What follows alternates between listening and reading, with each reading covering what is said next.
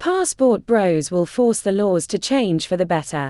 Ha, ha, ha, I got this one. And I'm sorry to have to tell you that you misspelled, worse. For you see, it happened a long time ago that Indian men realized that marriage wasn't worth all the trouble and decided to never marry. Let's see the results. Introducing groom kidnapping, also known as Pakarua Shadi or Jabariya Shadi. It is a phenomenon in the western parts of Bihar and eastern Uttar Pradesh states of India, where ineligible bachelors are abducted by the bride's family and later forcibly married. They do this to get men with better education and/or richer men for their daughter. That way he can provide a comfortable life for her. I mean, what is the alternative here? Telling your daughter she should get a job and work for money? No way. Abductions and slavery are a far more ethical solution. Considering the traditional regard for the marriage sacrament in India, most such marriages cannot be annulled. This is then followed up by lifetime threats to the groom and his family should he try to leave the marriage. And the following numbers, showing the gain in popularity in the technique of groom kidnapping, indicates that it is a successful method to avoid work and still attain a life of luxury if you are a feminist. 1,337 such cases were reported in 2009. 2,529 in 2013. To over 3,400 grooms abducted in 2017.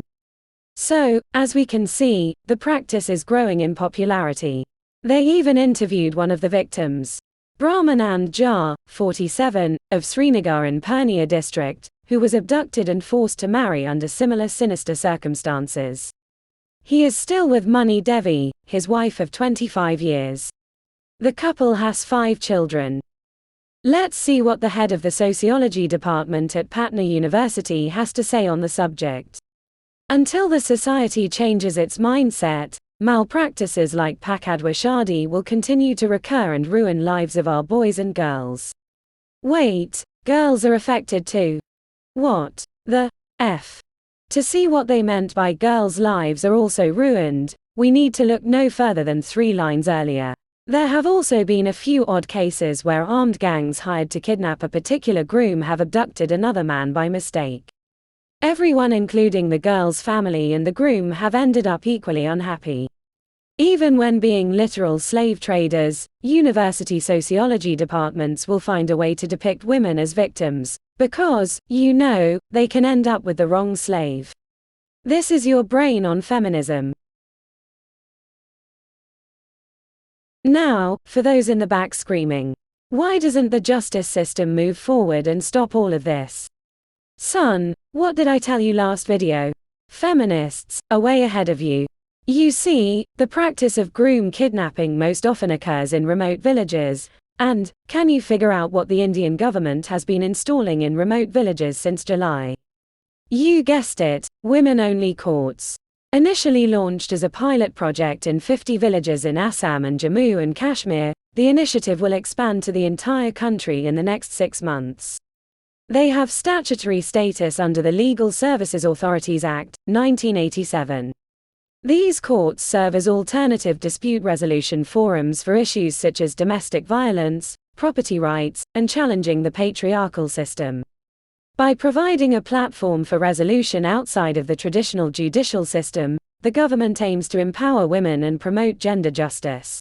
They will also prevent grooms who have been kidnapped and forcibly married from rebelling against their wives.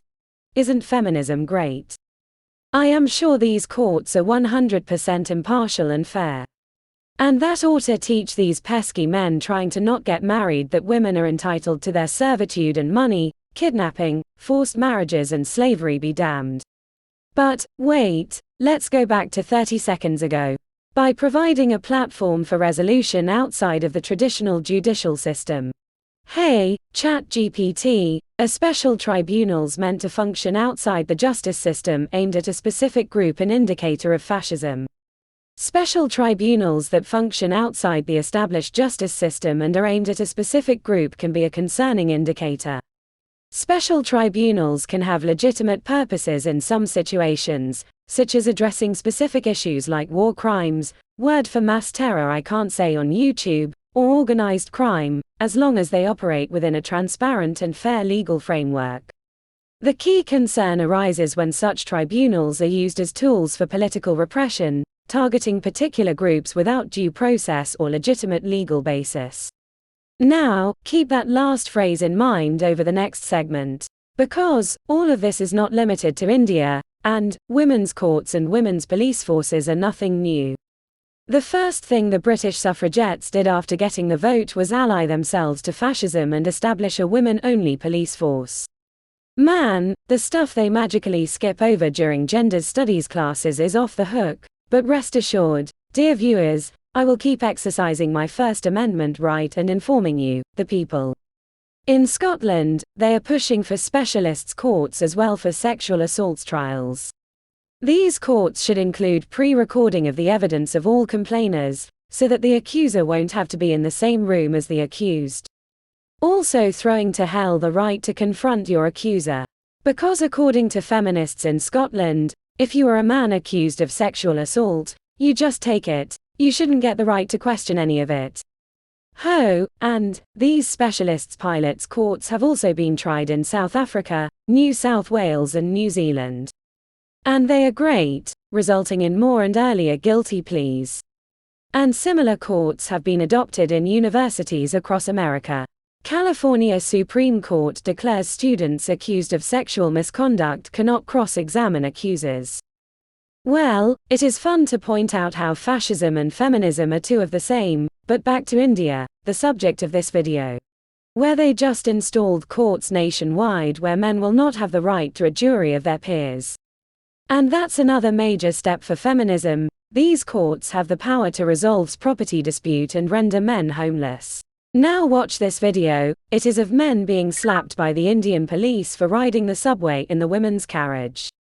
You see, feminists in India decided segregation wasn't bad after all and installed women-only train carts under the guise of preventing women from being groped in the subway.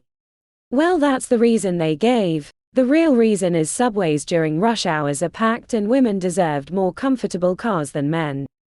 And by the way, these guys being slapped are unlikely gropers. In fact, the reason they took the women's carriage was the other ones were full and they wanted to get to work on time. And yes, women ride in the front of the train. And for those thinking, awesome, the back carts are false allegation-free carts. Hell no, feminists would never allow that. Women can still go in them and falsely accuse, have you thrown in jail, then sue the subway company for millions of dollars, similar to what feminists did in the Brian Banks case. And these women-only carts are gaining popularity all over the world. Here is one in Mexico where feminists eject a blind man out of their carriage because he wandered in without being able to read the writing on the wall. Also, can you imagine the carnage it would create in America if white people were making black people ride in the back of the train? But since it's women doing it to men, that makes it okay, it's the natural order. Now one last thing about India's police force being able to assume the gender of subway carts passengers and having the power to judge, render a verdict and administer corporal punishment on the spot. You see, they are only allowed to touch men. Only a woman police officer can touch or arrest another woman. And if it is after sunset, not even a woman police officer can arrest a female perpetrator. This law has been in place since 1973 and was renewed in 2005. There is only one exception to this law: if a certain sets of conditions that will almost never be met, are indeed met, such as the woman police officer returning to her office, writing a special report and submitting it to the district's magistrates while they are sleeping, getting it approved and returning to the crime scene before the female perpetrator gets away.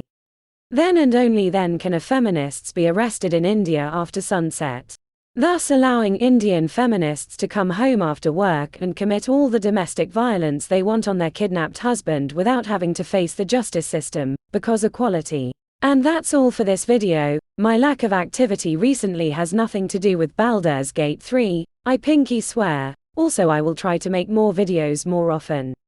Now you press like and subscribe, because I won't be able to annihilate the matriarchy without your support.